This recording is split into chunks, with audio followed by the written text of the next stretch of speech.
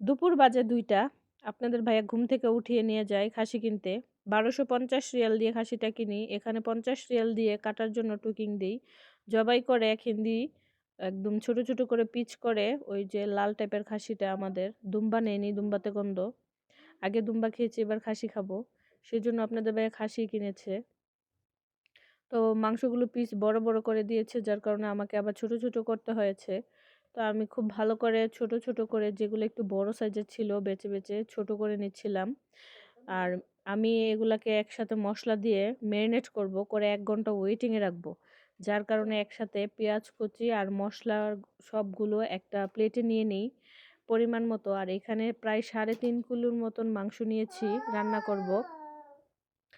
তো মাংসগুলি কেটে একদম ভালো করে ধুয়ে নেই, আবার কাটার আগেও ধুয়েছি, আবার আরেকবার ধুয়ে নিই। আর আপনাদের ভাইয়ার মাঝে কল দিয়ে বলেছে আজকে মার্কেটে নিয়ে যাবে।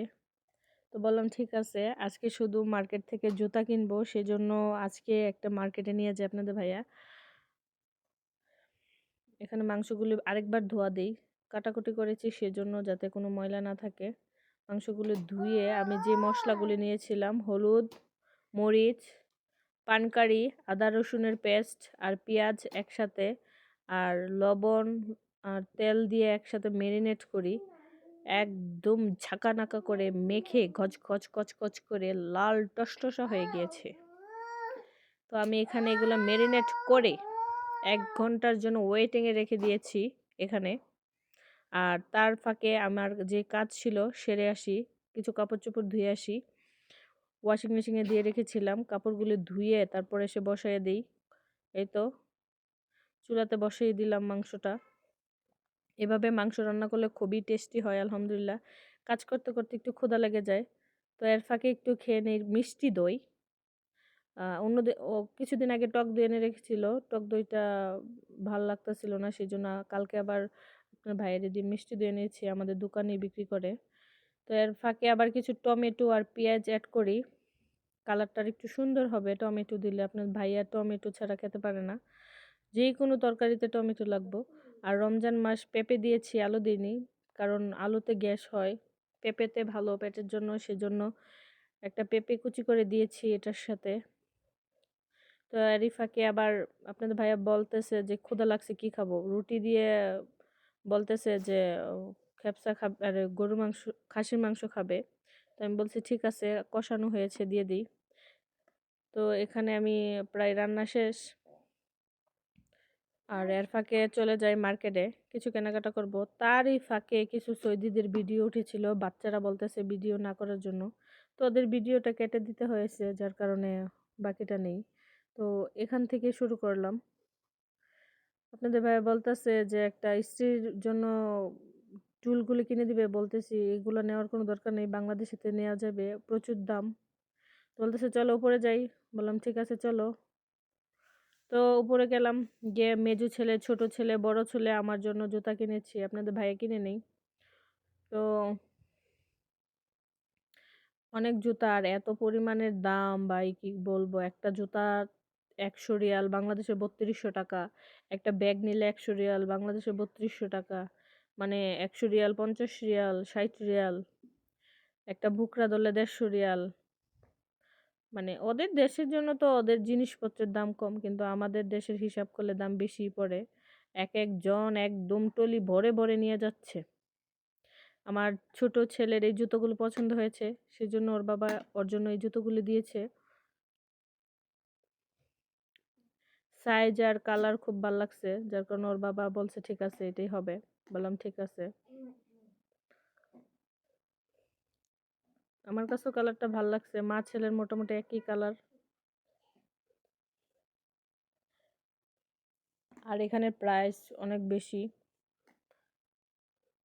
অনেক প্রাইস, কারণ এইসব দোকানে একটু প্রাইস বেশি হয়।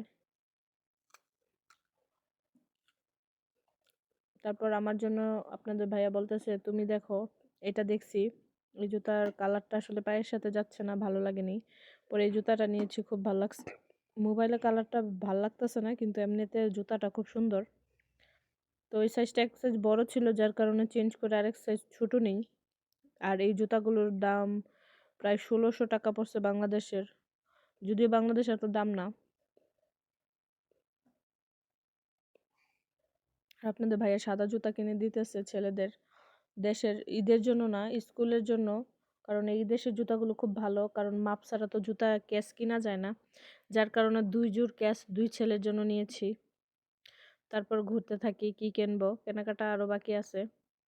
এই জুতাগুলোর দাম বাংলাদেশ, এই দেশের ১০০ রিয়াল আর বাংলাদেশের ৩২০০ টাকা। জুতাগুলো ভালো লেগেছিল, আপনাদের ভাই নিতে নিতে চেয়েছিল, নেইনি। বললাম না, এতগুলো জুতা নিলে কি করব, একজন নিয়েছি লাগবে না, বলে আরেকজন নাও। বললাম তোমার জন্য নাও। তো এখানে আসি আরেক জোড় জুতা নেওয়ার জন্য। এগুলা পরলে পা ঘামবে না, ৩,৫০০ টাকা করে এক জোড়া জুতা। তারপরে এখানে আসি ব্যাগ কেনার জন্য। এত ব্যাগের মধ্যে কোনো ব্যাগই ভাল লাগতেছিল না, একটা ব্যাগই ভাল লাগে, ওইটার কাছেই ঘুরে ফিরে আসি ঘুরে ফিরে আসি। এগুলো প্রাইস বেশি কিন্তু ব্যাগ সুন্দর না, জাস্ট একটা ব্যাগই আমার কাছে ভাল লাগছে, ঘুরে ঘুরে ওইটার কাছেই যাই। কারণ ব্যাগটা হোয়াইট হওয়ার কারণে বাচ্চা আছে, নেই। তো আপনাদের ভাই বলতেছে কোনো সমস্যা নাই, এরকম আরও ১০০টা দোকান আছে, তোমাকে আমি অন্য দোকানে নিয়ে যাব, যেখান থেকে তোমার যেরকম ব্যাগ ভাল লাগে নিও। আর এই ব্যাগগুলো আমার অনেকগুলো দেখার পরে ভালো লাগেনি, যার কারণে আমি নিইনি।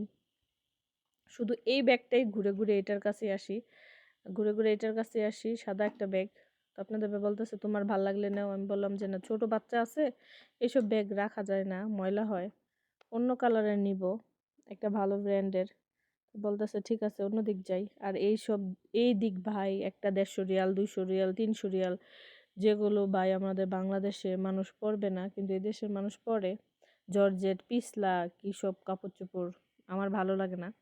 আপনাদের ভাইয়া বলতেছে এইটা নাও, আমার ছেলে বলে ওইটা নাও, আমার তো কোনোটাই ভাল লাগে না, যার কারণে আমি নিই।